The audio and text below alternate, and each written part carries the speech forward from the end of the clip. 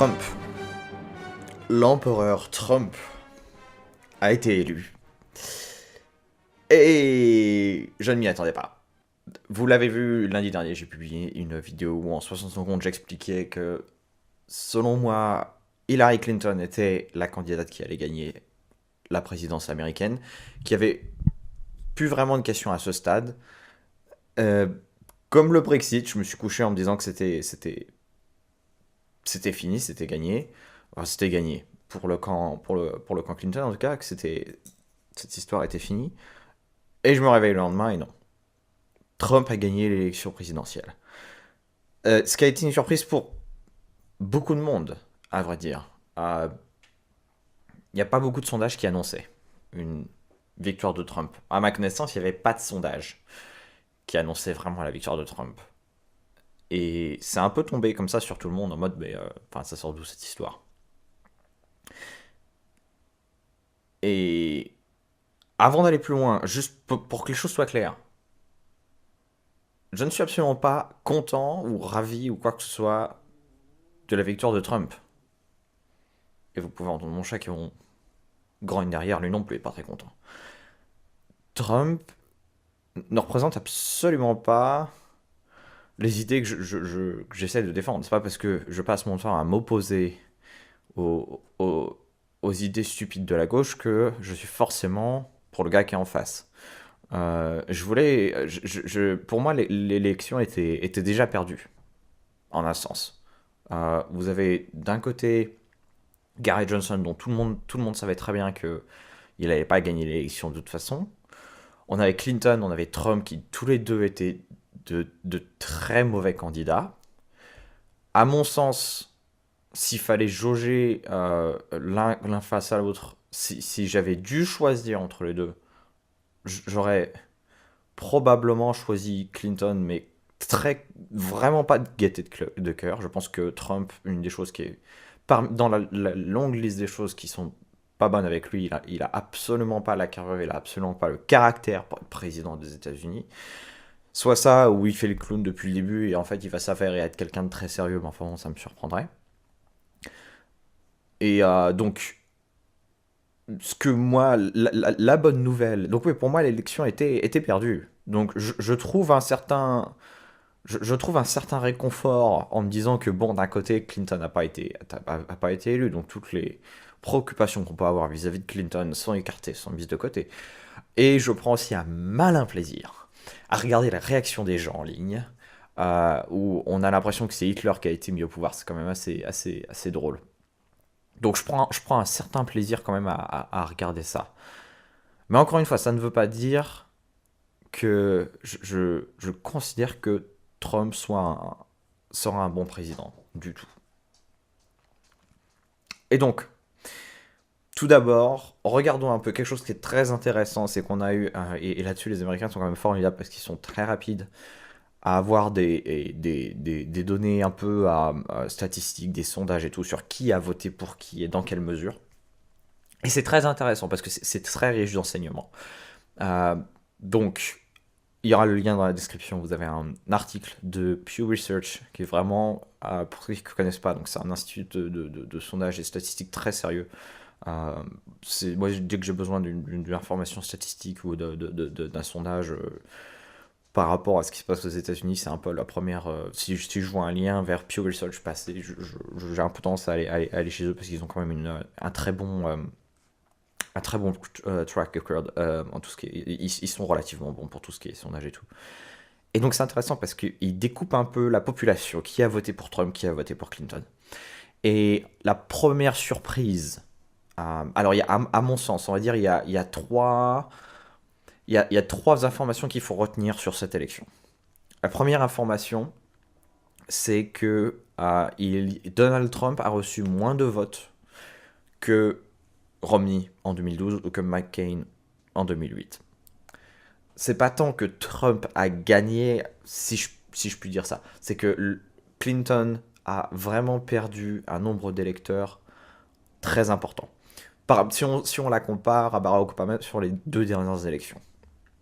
Et si on compare par rapport à l'élection de 2012, Donc ça c'était la première information, les gars, sur le nombre d'électeurs. C'est vraiment une abstention, une hausse de l'abstention. Si on compare, le deuxième point, si on regarde par rapport à 2012 sur en termes ethniques, la surprise, c'est que vous avez, euh, par rapport à, c'est vrai que par rapport aux précédentes élections d'Obama, vous avez une légère inflexion sur la polarisation en termes ethniques. C'est-à-dire que Obama, pour des raisons qui sont assez, je veux pas dire évidentes, mais qui sont assez compréhensibles. Obama est une figure qui était très polarisante quand on regarde un peu entre les électeurs blancs, noirs, hispaniques, etc. Euh, Étonnamment, Trump, c'est moins le cas. Et en termes, si on regarde un peu par rapport au vote des minorités, les minorités ont plus voté Trump en pourcentage qu'elles n'avaient voté en 2012 pour pour Mitt Romney. Donc ça, c'est déjà la première surprise. Le vote blanc est resté à peu près constant. Vous avez 20% du vote blanc, 20% en 2012, 21% d'écart entre démocrates et républicains euh, cette année. Vous avez, si on regarde sur le vote hispanique, en 2012, vous aviez 44% d'écart en faveur des démocrates, cette année 36. Si vous regardez le vote noir, 87% en 2012, cette année 80% d'écart en faveur des démocrates. Donc l'écart s'est resserré. Et ça, c'est la première chose qui me semble vraiment très intéressante à voir.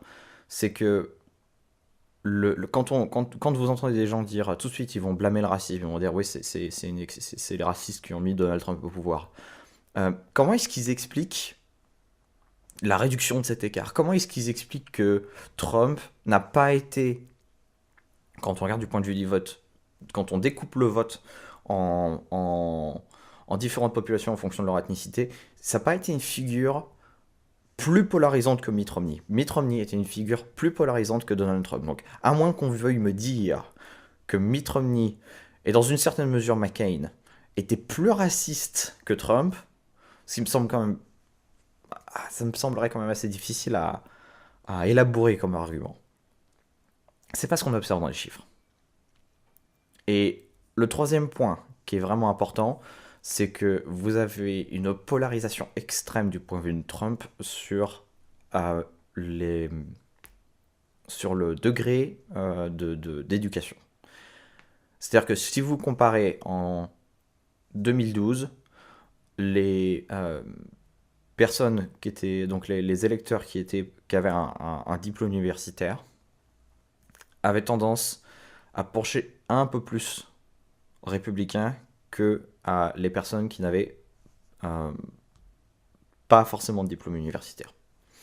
À des chiffres très proches, mais légère avance. Donc les gens éduqués avaient un peu plus tendance à voter républicain, tout petit peu plus.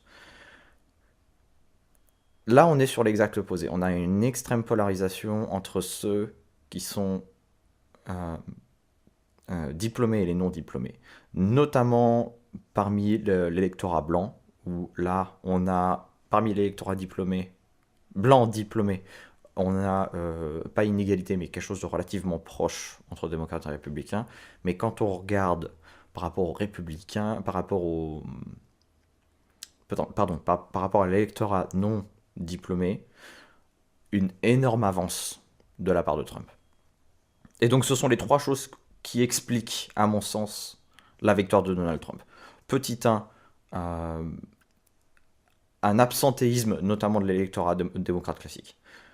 D'une partie de l'électorat démocrate classique. Petit 2, il y a eu. Donald Trump n'a pas été la figure polarisante en termes ethniques par rapport à ce qu'on a pu nous vendre. Et petit 3, tout l'électorat, ce qu'on appelle les blue collar, donc vraiment les ouvriers de la Rust Belt dans le nord des États-Unis et autres, c'est là où il y a eu un énorme changement et qui se sont massivement mis à voter en faveur de Donald Trump. Et c'est une défaite très cuisante là-dessus par rapport à Clinton. Clinton était persuadé qu'elle allait gagner.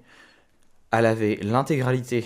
La presse était extrêmement biaisée Alors c'est vrai qu'on dit ça à chaque élection, mais il y avait un clair biais dans les médias par rapport à Clinton, en faveur de Clinton. Ce qui était pas non plus très compliqué, parce que quand on voit un peu le bouffon qu'est Trump, c'est... Je veux pas excuser le biais, mais je peux comprendre à la rigueur. Et ça a été vraiment une défaite et que l'électorat Clinton n'envisageait pas non plus. Et ça, je pense que c'est, petite parenthèse, quelque chose qui risque d'être à venir dans la politique. Un des problèmes qu'on a aujourd'hui, c'est qu'on a une polarisation. Donc on a une polarisation de la politique. Non seulement on a cette polarisation, mais en plus, on a une tendance à voir des espèces de bulles se former. Quand je dis une bulle, c'est-à-dire que les personnes, que ce soit à cause des réseaux sociaux, n'interagissent qu'avec des gens avec lesquels ils sont déjà plus ou moins d'accord, vivent dans des zones qui sont de plus en plus, au niveau géographique, politiquement polarisées. Vous avez des variations extrêmes entre les zones rurales et les zones urbaines. Et vous avez de plus en plus, on voit se développer une situation où vous avez les cantons extrêmement démocrates, les cantons extrêmement républicains, vous avez une polarisation là-dessus. Donc vous vous retrouvez avec des gens qui vivent dans une bulle, qui voient tout le monde autour d'eux voter d'une façon ou d'une autre. Pardon, de la même façon, ne voient pas forcément les autres voter Trump, ne comprennent pas pourquoi les gens votent Trump. On passait leur temps à dire que si vous votiez Trump, c'est que vous étiez raciste. Donc s'imagine que les gens qui ont voté Trump sont forcément racistes, même si apparemment ça inclut une participation au niveau des Noirs plus importante que Mitt Romney, mais bon, ça passe son dessus. Et je pense que la gauche aujourd'hui va avoir extrêmement de mal. C'est positionné, c'est coincé dans une espèce de corner idéologique où ça va être très difficile pour eux d'en sortir. Ça va être très difficile pour eux de comprendre exactement qu'est-ce qui leur est arrivé et comment résoudre, comment faire en sorte que la prochaine fois, si les démocrates veulent avoir une chance de gagner, ça va être très difficile pour la gauche américaine de s'asseoir, de reprendre son souffle et de faire un moment d'introspection. Ils semblent de moins en moins capables de faire cela. Et ça, j'ai envie de dire, pour eux, si j'étais démocrate, aujourd'hui, ce serait une source d'inquiétude, une vraie source d'inquiétude de ma part. Donc si vous êtes démocrate, ne m'écoutez pas, parce que pourquoi je vous donne des conseils? Et donc, revenons un peu sur Trump. Puisque je comptais à la base, effectivement, ce podcast, je comptais à la base le faire sur Clinton, parce que je pressentais une victoire de Clinton. Bon, apparemment, ça n'a pas été le cas. Et je comptais prendre le temps de décortiquer un peu les choses qui vont pas, avec quels auraient été les dangers d'une présidence Clinton. Et là, aujourd'hui, bon, je fais un peu la même chose, mais du coup avec Trump, bien entendu. Et je voudrais pas faire une équivalence entre les deux. Je voudrais pas faire croire que les deux étaient aussi mauvais l'un que l'autre.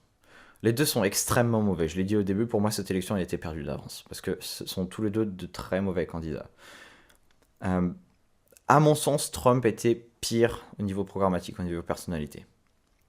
Maintenant, il y a une différence notable. À mon sens, il y a deux différences notables. Le premier point qui est important, c'est que Trump a promis de ne pas faire certaines choses qui posaient problème, notamment par rapport à Clinton. Trump a l'air d'être beaucoup moins interventionniste que Clinton. Ce qui est une bonne chose. Clinton avait clairement dit qu'elle voulait partir en guerre avec la Russie. Qu'elle voulait mettre une no-fly zone en Russie. En Syrie. C'est le genre de choses dont, a priori, on n'aura pas à s'inquiéter avec Trump. Trump a promis qu'il ne toucherait pas au premier... Bah, après, ça dépend quelle version de Trump, parce qu'il change un peu tous les jours.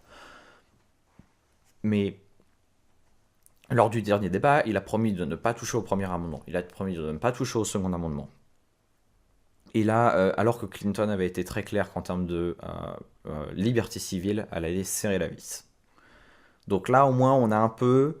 Déjà, le point positif que je vois personnellement avec une présidence Trump, c'est que ces points qui, en termes de liberté d'expression, notamment, on peut déjà les mettre de côté en se disant on n'a plus une présidence Clinton sur le dos, c'est plus une inquiétude à avoir. Donc ça, c'est en soi, c'est un peu la bonne nouvelle que je vois.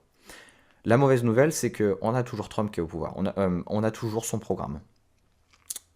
Et il... la difficulté, ça va être de vraiment essayer de démêler dans son programme les promesses vides de ce qu'il veut vraiment mettre en place.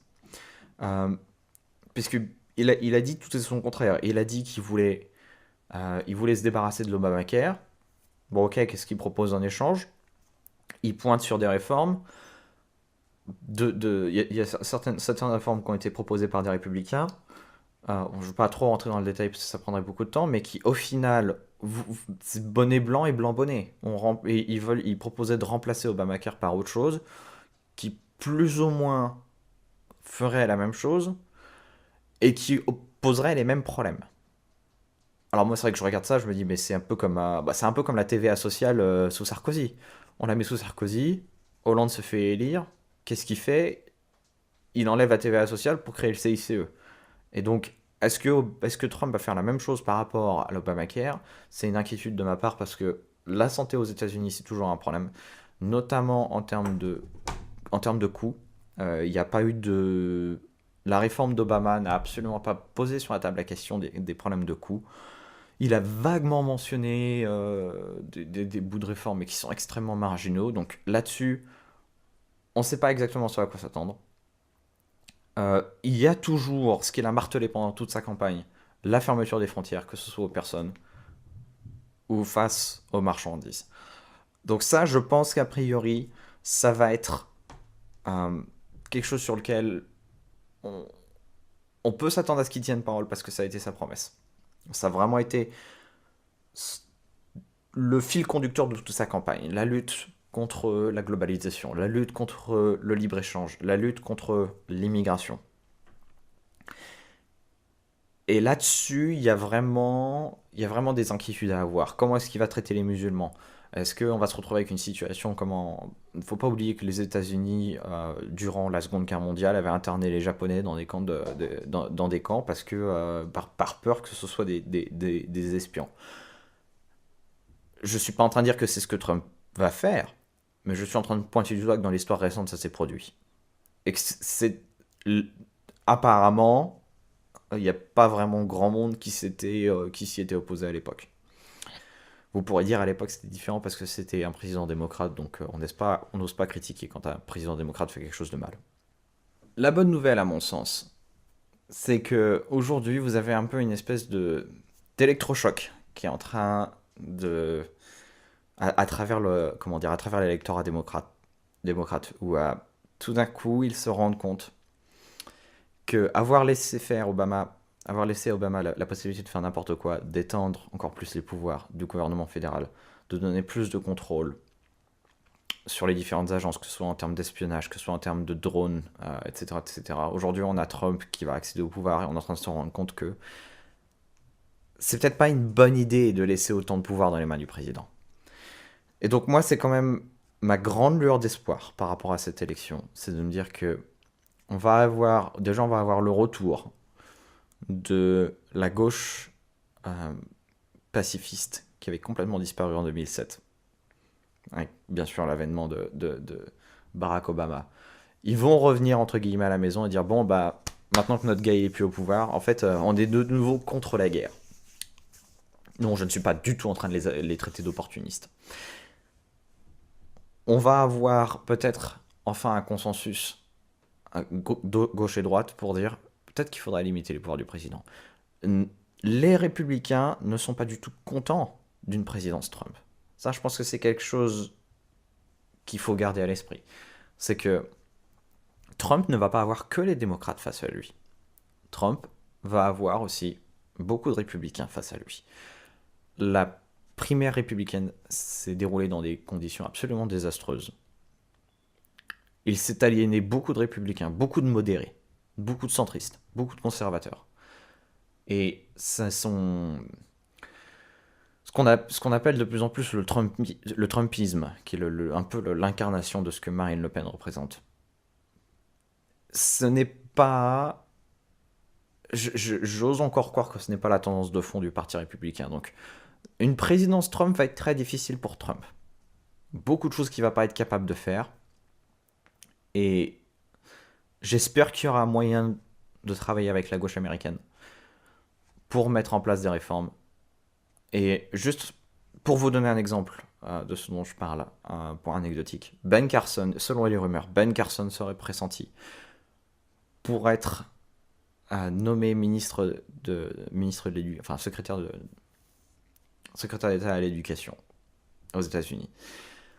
Pour quiconque connaît Ben Carson, c'est une blague.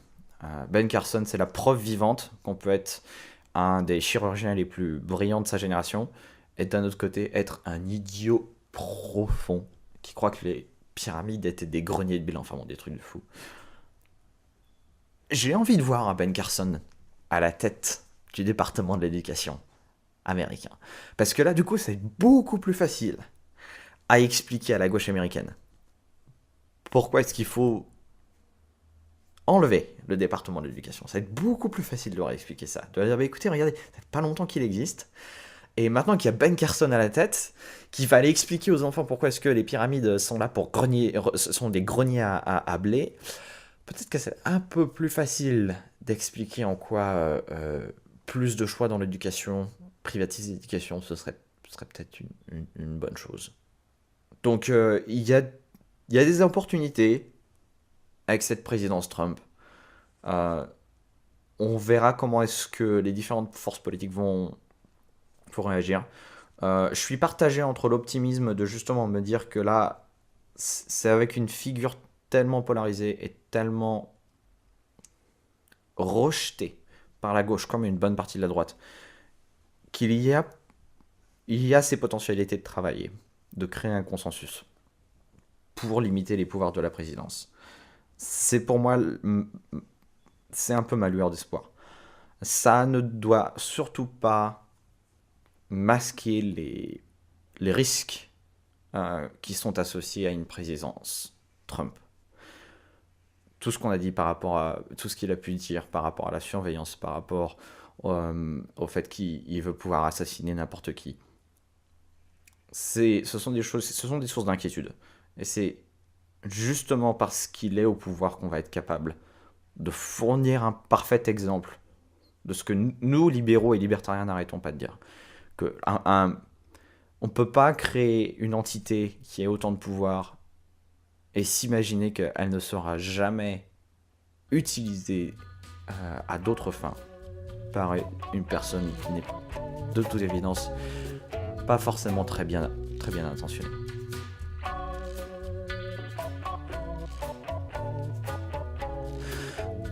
C'était le 35e épisode de Free Lunch. Comme d'habitude, je vous remercie pour votre fidélité. N'hésitez pas à me retrouver sur les réseaux sociaux Facebook, Twitter, SoundCloud, YouTube et j'en passe encore pas mal. N'hésitez pas non plus à me faire parvenir vos questions ou vos commentaires si vous voulez que je regarde ça, notamment par rapport à ma série de vidéos que je continue, que j'espère que vous appréciez d'ailleurs, où je réponds à des questions, où j'essaie d'aborder des problématiques en moins de 60 secondes. Merci à tous et à la prochaine.